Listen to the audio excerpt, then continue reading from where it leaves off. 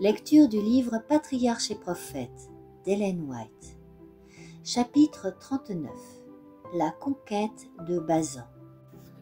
Après avoir suivi la frontière méridionale du pays d'Édom, les Israélites se tournèrent vers le nord et reprirent la direction de Canaan.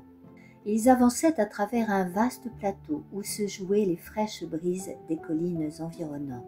Gaiement, ils échangeaient ce climat contre celui de la vallée aride et suffocante qu'ils venaient de parcourir, et reprirent courage.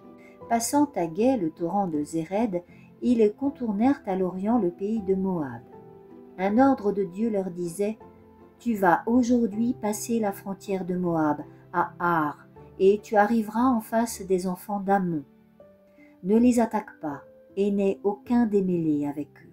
Car je ne te donnerai rien à posséder dans le pays des enfants d'Ammon, parce que j'ai donné ce pays en héritage aux enfants de Lot. » Arrivés plus au nord, les colonnes d'Israël atteignirent bientôt le pays des Amoréens. Ce peuple puissant et belliqueux habitait primitivement la partie méridionale du pays de Canaan. Accru en nombre, il avait traversé le Jourdain et, déclarant la guerre aux Moabites, il s'était emparé d'une partie de leur territoire, occupant en maître incontesté toute la contrée qui s'étendait de l'Arnon au Jabbok. Pour se rendre directement au Jourdain, comme c'était l'intention des Hébreux, il fallait traverser ce royaume. Moïse envoya au roi des Amoréens, alors dans sa capitale, ce message amical. « Permets que je passe par ton pays. Je suivrai toute la grande route, sans me détourner ni à droite ni à gauche. Tu me vendras des vivres à prix d'argent, afin que j'aie à manger. Tu me donneras aussi de l'eau à prix d'argent, afin que j'aie à boire. Laisse-moi seulement passer. » La réponse du roi amoréen fut un refus formel, immédiatement suivi du rassemblement de toutes ses troupes en vue de s'opposer à la marche des Hébreux. Ce déploiement militaire répandit la terreur parmi les Israélites, mal préparés à une rencontre avec des forces aussi considérables, bien armées et bien disciplinées. Au point de vue de l'art de la guerre, leurs ennemis avaient l'avantage, et selon toute apparence, Israël allait essuyer une défaite écrasante. Moïse, qui vivait les yeux fixés sur la colonne de nuée, encourageait les Israélites en leur montrant le signe de la présence divine qui les accompagnait. En même temps, il leur recommandait de se préparer à une rencontre. Leurs ennemis, impatients d'engager la bataille, étaient sûrs de la victoire. Cependant, le Maître suprême de la terre et de la mer avait donné cet ordre aux conducteurs de son peuple.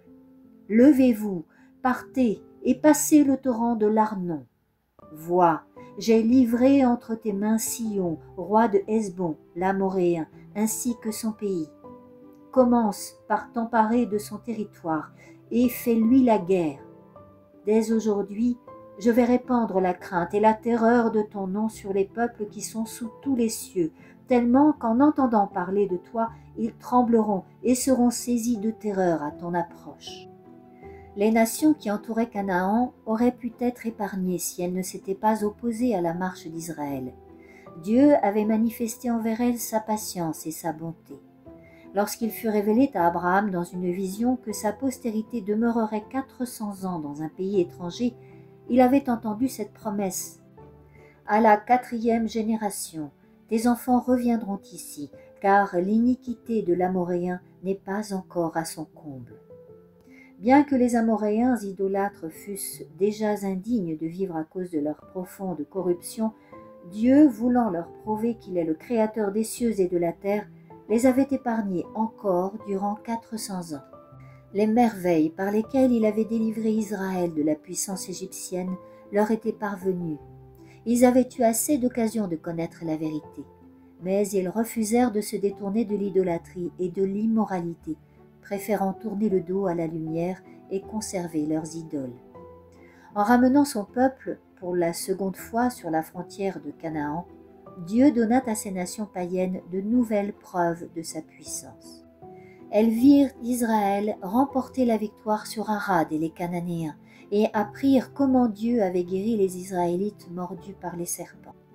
De son côté, Israël, devant le refus des Iduméens de traverser leur territoire, ce qui les obligeait de prendre la route longue et pénible de la mer Rouge, n'avait manifesté aucune hostilité au peuple d'Édom, de Moab et d'Ammon, ni commis de déprédation sur leur territoire.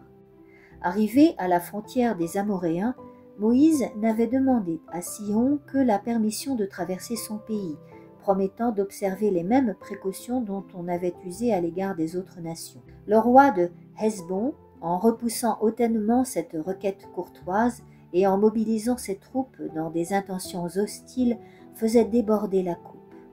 Dieu allait mettre fin à sa domination. Les Israélites passèrent l'Arnon, marchèrent au-devant de l'ennemi et remportèrent une éclatante victoire. Profitant immédiatement de cet avantage, ils envahirent le pays des Amoréens. Le capitaine de l'armée de l'Éternel avait vaincu ceux qui s'opposaient à Israël, comme il l'aurait fait 38 ans plus tôt, si celui-ci avait eu confiance en lui. Plein d'espoir et de courage, le peuple pressa le pas vers le nord et ne tarda pas à arriver sur les confins d'un pays qui allait mettre sa foi et son courage à rude épreuve. Il avait devant lui le puissant royaume de Basan, peuplé de grandes villes dont les ruines font encore aujourd'hui l'admiration du monde. 60 villes, fortifiées de hautes murailles avec des portes et des barres, sans compter celles très nombreuses qui n'avaient point de murailles. Les maisons étaient bâties d'énormes pierres noires dont les étonnantes dimensions rendaient ces édifices absolument imprenables par n'importe quel engin de cette époque. En outre, le pays abondait en cavernes, en précipices, en gouffres béants et en citadelles naturelles. Les habitants, qui descendaient d'une race de géants, étaient eux-mêmes d'une haute stature et d'une force prodigieuse. Ils étaient si connus pour leur violence et leur cruauté qu'ils répandaient la terreur parmi les peuples environnants. Le roi du pays lui-même, Og, se faisait remarquer au milieu de cette race herculéenne par sa force et ses prouesses. La colonne de nuée ouvrant la voie, les Hébreux la suivirent jusqu'à Édréi, où le roi géant les attendait entouré de toute son armée. Og avait habilement choisi le champ de bataille. La ville d'Édréi était située au bord d'un plateau s'élevant abruptement au-dessus de la plaine et hérissé de roches volcaniques. On n'y avait accès que par d'étroits sentiers d'une ascension difficile.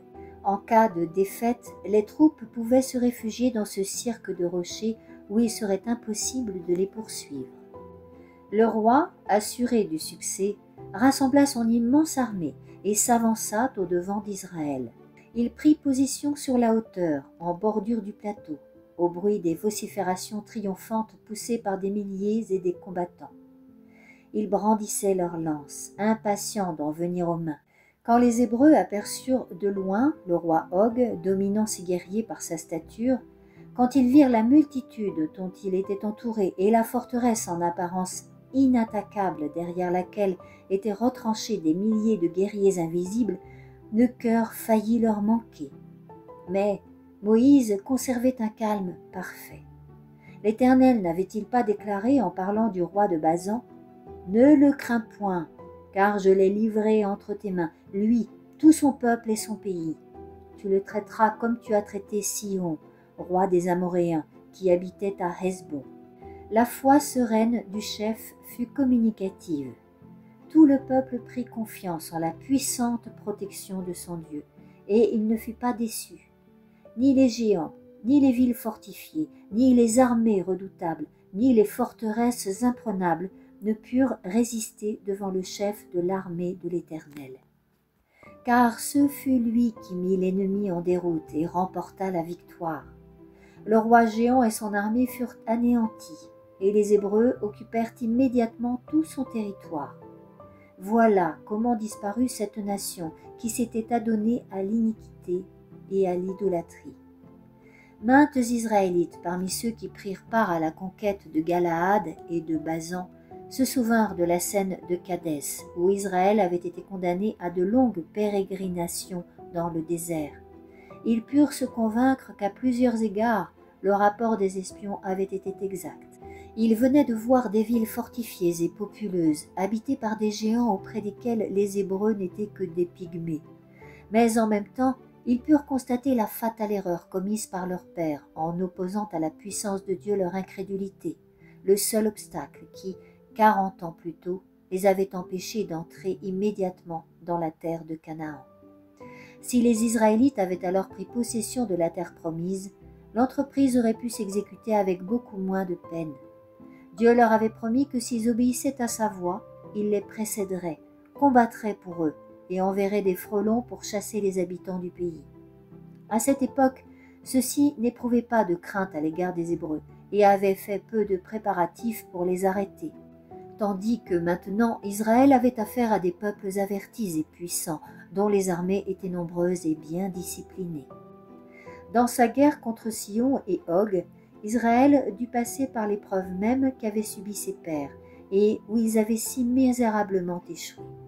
Mais cette fois-ci, l'épreuve était plus difficile. C'est ainsi que Dieu traite encore son peuple. S'il ne subit pas une épreuve avec succès, il la ramène au même point une seconde et une troisième fois, mais dans des conditions plus difficiles, et cela jusqu'à ce qu'il triomphe, à moins que, demeurant rebelle, il ne soit abandonné dans les ténèbres. Les Hébreux se rappelèrent alors l'engagement où ils avaient été défaits, laissant derrière eux des milliers de morts, pour s'y être lancés contrairement à la volonté divine, sans Moïse, leur chef autorisé, sans la colonne de nuée, symbole de la présence de Dieu, et sans l'arche de l'alliance. Cette fois-ci, Moïse était avec eux pour affermir leur cœur par des paroles d'espérance et de foi.